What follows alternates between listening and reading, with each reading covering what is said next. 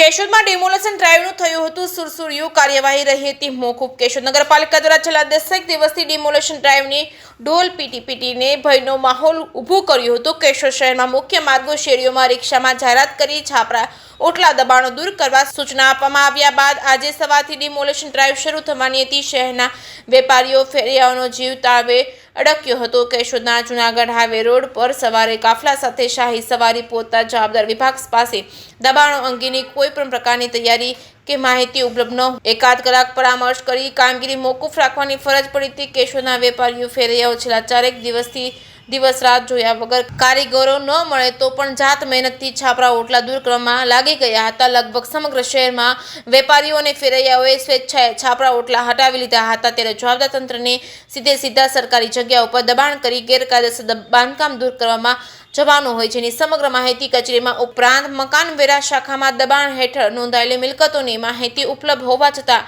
વગદાર માથાભારે ઇસમો ભૂમાફિયાઓના ગેરકાયદેસર દબાણો દૂર કરવાની કામગીરી મોકૂફ રાખવાની મજબૂરી સર્જાઈ હતી। કેશોદ શહેરમાં 1000 દુકાનો અને 2000 જેટલા ફેરિયાવાળો કેબિન ધારકોને છાપરા ઓટલા હટાવવામાં સરેરાશ 1000નો ખર્ચ અને એક દિવસનો 1000નો વેપાર ધંધામાં નુકસાન જતા આયોજન વગરના તંત્રના ડિમોલેશન ડ્રાઈવને કારણે નુકસાની વેઠવી પડી છે। કેશોદમાં સરકારી જગ્યાઓ મુખ્ય માર્ગો પરથી રિબિન પટ્ટીમાં નદી નાળા અને વોકળા પર થયેલા ગેરકાયદેસર દબાણો દૂર કરવામાં આવશે। હાલમાં પ્રોબેશન ટ્રેનિંગ હેઠળ ફરજ પરના આઈએએસ ચીફ ઓફિસર 10મી તારીખે જતા રહે ત્યાં સુધી આજકાલ કરીને ટગરી ઊંચી રાખવામાં આવશે કે કેમ તારીખે જતા રહેશે ત્યાં સુધી આજકાલ કરીને ટગરી ઊંચી રાખવામાં આવશે કે કેમ એ તો હવે આવનારા દિવસોમાં જ ખબર પડશે કે શું થશે।